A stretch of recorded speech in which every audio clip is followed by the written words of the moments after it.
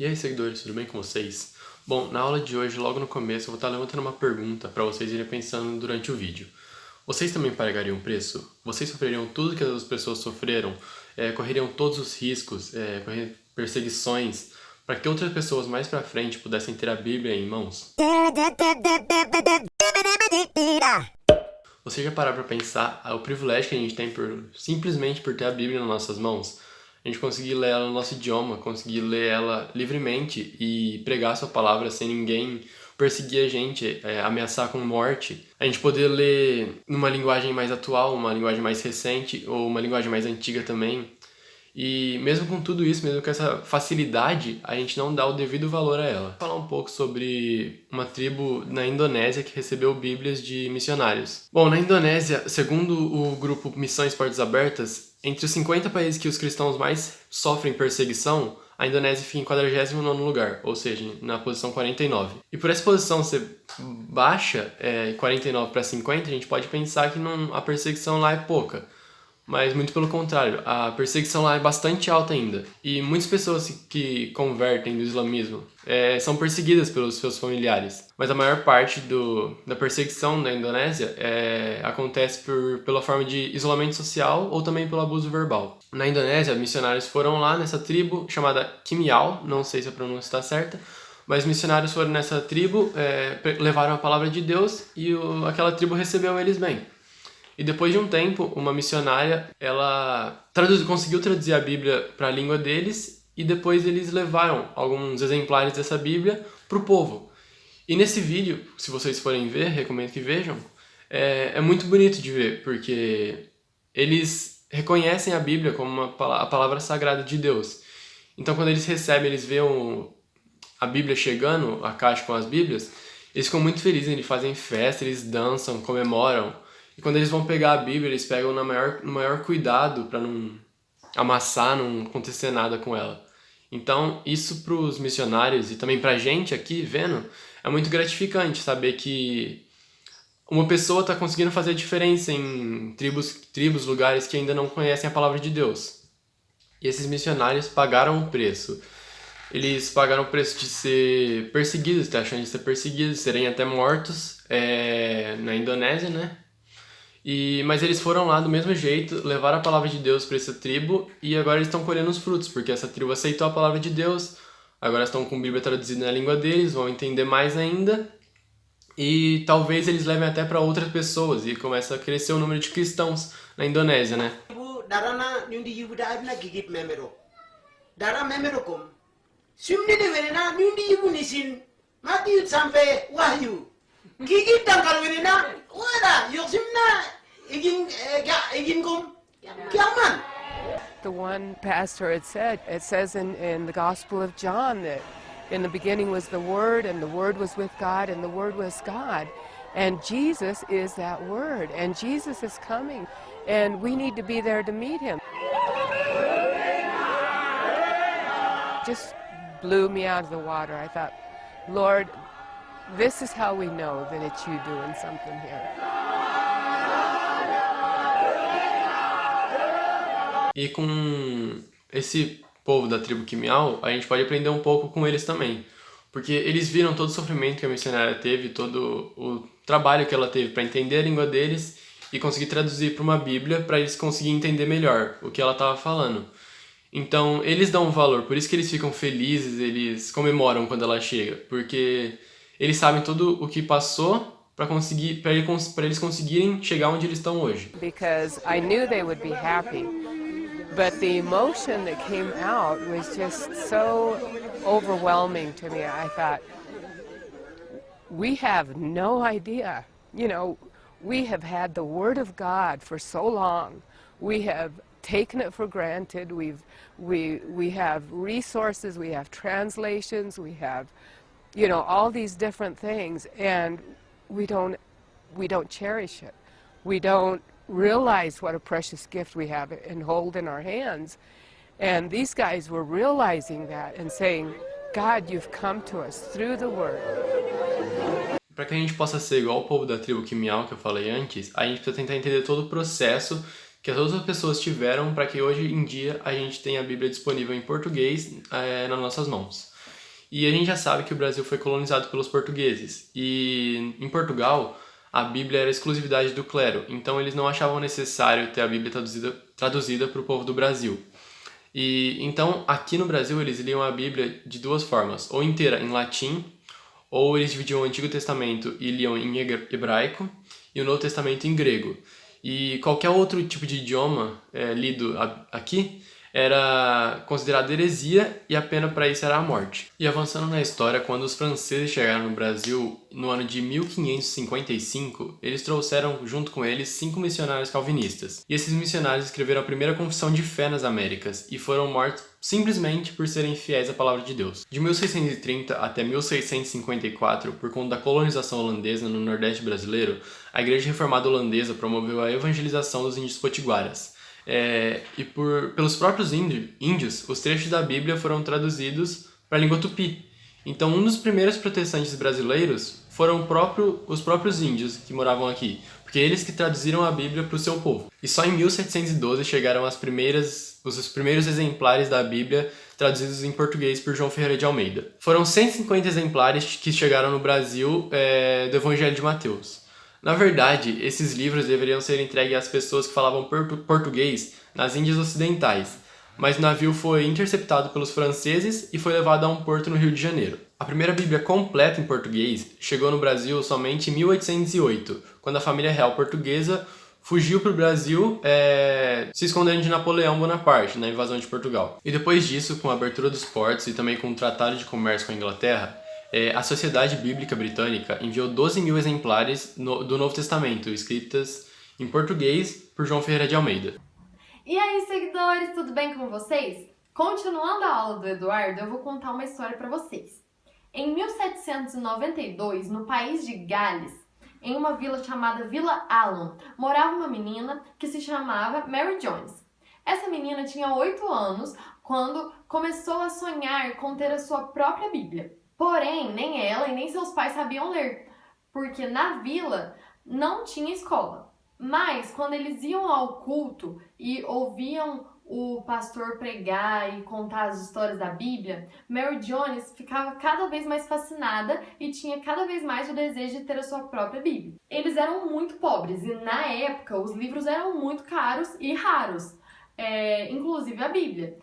Na língua galesa, existiam poucos exemplares. Um dia, o pai de Mary Jones foi em uma vila próxima, chamada Vila Aber, e ele foi lá vender tecidos e descobriu que tinha uma escola.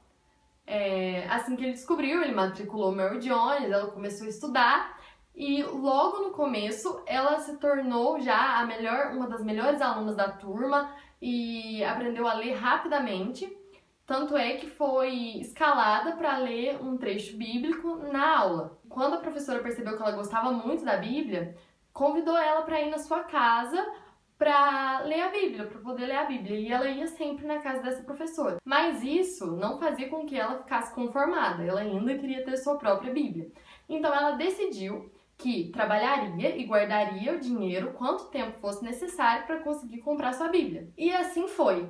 Ela começou a trabalhar, ela carregava lenha para ajudar velhinhos, ela cuidava de crianças, ela também comprou uma galinha e depois ela vendia os ovos.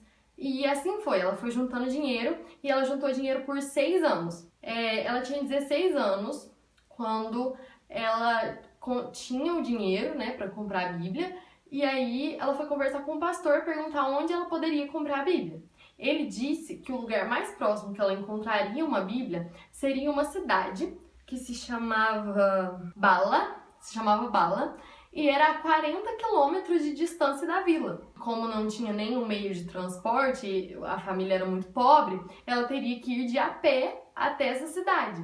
E lá foi ela convencer seus pais a deixarem ela ir até a cidade. Os pais dela não queriam deixar que ela fosse, né, sozinha, de a pé, mas acabou que ela insistiu tanto que eles acabaram deixando e ela partiu, andou de a pé, né, descalço, 40 quilômetros, até que finalmente ela chegou na cidade ao anoitecer. E aí ela saiu batendo de porta em porta procurando a casa do Thomas chama Charles, que era um pastor que vendia essas bíblias.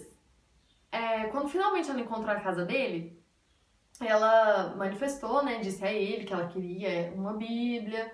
E aí ele disse que ele não tinha mais, que todas as que estavam na casa dele já tinham sido encomendadas e só estavam esperando para ser entregues. E aí ela ficou muito triste, ela começou a chorar muito e chorava desoladamente e ele não entendeu nada daquilo. Mas ele consolou ela e conforme ela foi se acalmando, ela contou a história para ele de todas as dificuldades que ela tinha enfrentado, os sacrifícios que tinha feito para chegar até ali para adquirir a Bíblia.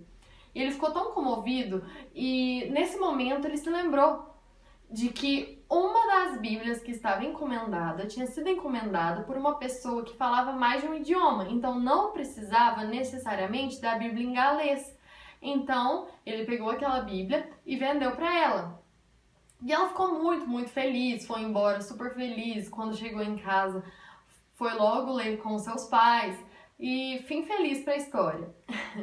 Mas o pastor Thomas Charles, ele ficou tão comovido que ele resolveu conversar com mais um grupo de pastores que era responsável pela tradução e por fazer as cópias das Bíblias, e resolveu conversar com eles para ver o que eles podiam fazer, e contou a história da Mary, né, de toda a dificuldade que ela tinha enfrentado.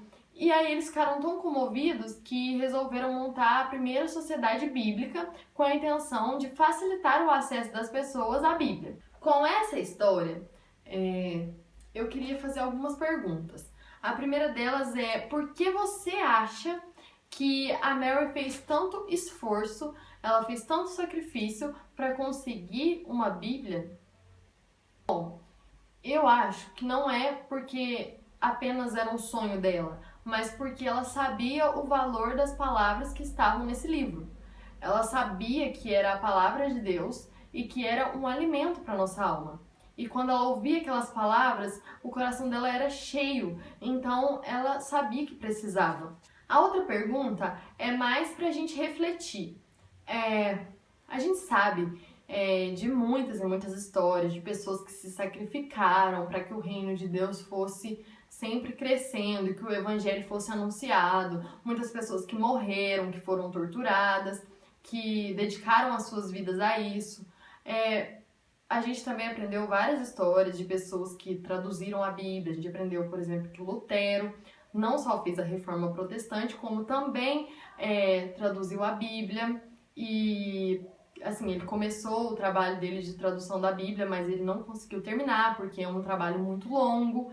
Antigamente, é longo até hoje, e antigamente era mais ainda, porque eles não tinham máquinas para escrever, não tinham impressora, computador e essas coisas, então era mais difícil ainda. E nós temos valorizado essa palavra, nós temos honrado o esforço dessas pessoas, porque a Bíblia ela não é simplesmente mais um livro com palavras bonitas e que nos alegram. Ela é a palavra de Deus para as nossas vidas. Ela contém os ensinamentos de Deus, mas não só isso. A história da Bíblia vem de muitos e muitos anos e ela sobreviveu até hoje, passando por várias pessoas que fizeram traduções dela para várias línguas. O esforço de tantas pessoas contou com o esforço de muitas pessoas que entregaram as suas vidas, como eu disse. E será que a gente tem valorizado isso? A gente tem buscado estudá-la, aprender dela e passar essa mensagem adiante? Eu também queria ler alguns dados para vocês que eu pesquisei hoje mais cedo sobre a Bíblia, sobre o acesso à Bíblia. Ainda nos tempos atuais, pelo menos 209 milhões de pessoas que falam 3.773 línguas diferentes não têm acesso às escrituras em seu idioma. Ou seja, a Bíblia não foi traduzida ainda para 3.773 línguas. É muita coisa. A gente pensa, porque a gente tem fácil acesso à Bíblia, a gente pode comprar da linguagem que a gente quiser, da cor, do tamanho que a gente quiser. A gente pensa que é assim para todo mundo e ainda não é. Muitas pessoas não têm acesso à Bíblia ainda hoje. O povo de Moçambique e do Turquemenistão tiveram acesso à Bíblia no idioma deles apenas em 2017. Além dessas 3.773 línguas diferentes que não têm acesso às escrituras no seu idioma, ainda tem mais 400 línguas que são línguas de sinais, que são para grupos especiais, né? E apenas 10% delas têm tradução bíblica. É muito trabalho para ser feito ainda. Por fim, para encerrar, né, eu queria ler com vocês Salmo 119, versículo 105, que diz assim: Lâmpada para os meus pés é a tua palavra e luz para os meus caminhos. O princípio da aula de hoje é o princípio da semeadura e da colheita. Esse princípio está relacionado a esse versículo porque quando lemos a palavra, nós temos caminhos iluminados. Ou seja, quando semeamos a leitura bíblica, nós colhemos um caminho claro. E é isso. Tchau pra vocês.